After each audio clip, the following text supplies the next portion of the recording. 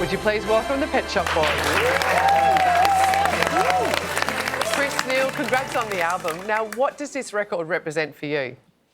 I think we're very excited about the music because we recorded it with a guy called James Ford, who's a really brilliant producer. It's a bit of a different style from the last albums, which have been super electronic. This one's got an orchestra and a lot of tracks. Actually, what's exciting is we're getting a great reaction to it from everyone. And Chris, what's your blurb? I haven't really got any blurb.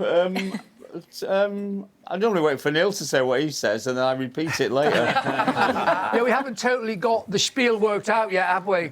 Yeah. I'll have to read some of the interviews we've done, see what Neil has to say.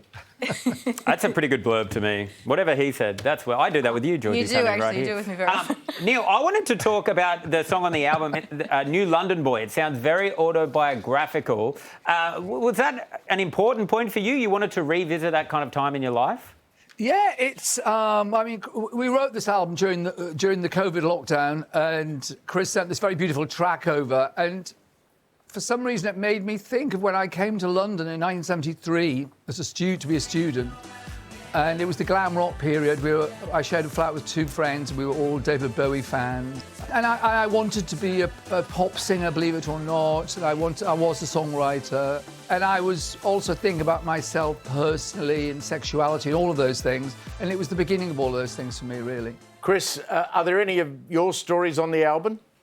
Well, Joy, I didn't even realise we were making an album, actually. I was just making music and sending it to Neil, and he was putting vocals on it. And then one day he said, well, we've got the next album ready.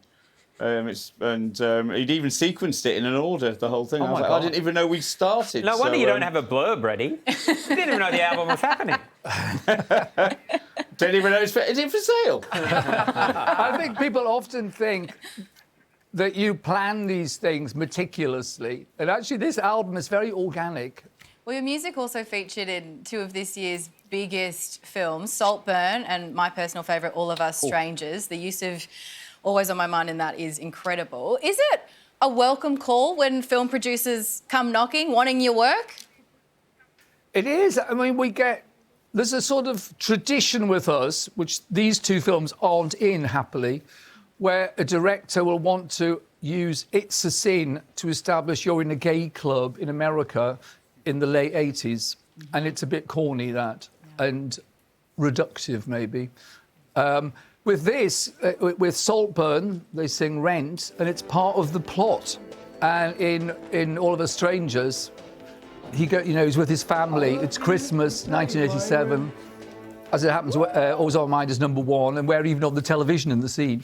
Wow. And it's an incredible moment of togetherness for them. So it's a great use of the two songs in both films. Luckily, out of Andrew Haigh making All of Us Strangers and putting two songs of ours in the film, he's very kindly offered to make a video for our next single for Peanuts, hasn't he? Yes, he's doing the next video. It's very nice of him. Actually, he's a very nice person. Guys, Peanuts. For Peanuts is amazing, but also the visuals on that are going to be incredible. Yeah, actually, you're the first people we've told that to. Oh, wow. Speaking of film and TV, Chris, we need to get serious for a second. Picture this. It's mid-1990s sometime. We're not doing Neighbours, are we? Yeah, we're going Neighbours. We're going Neighbours. This is Australian, this is as Australian as you can get. You had a cameo in Neighbours. Tell me everything. What do you remember about that day on the set? Well, I had this mad idea when we were going to Australia. I thought, do you know, wouldn't it be great to have a cameo role in Neighbours? And I got the record company to phone up, and never thinking that this was remotely possible. And they said, yeah, they're up for it, but you've got to appear as yourself because you're not an actor, so you've got to be. Then they came up with this little script of me trying to find a recording studio somewhere, and they wanted me to pull up in a stretch limousine. I said, no, I wouldn't do that. I'd be in a Porsche. So they got me a Porsche, and unfortunately, it wasn't really confirmed until the morning they were shooting it. So I'd been up late the night before. I was had a terrible hangover. I hadn't learned any lines or anything. But it was a real career high, that. Would you come back then?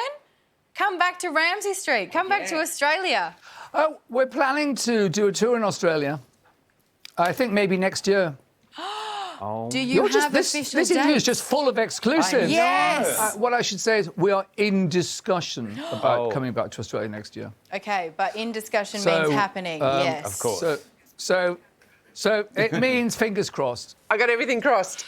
Hey, Neil, I heard you're a fan of one of our pop darlings, the Project's own Troye Sivan. Is that true? Yeah. No, I really like his album.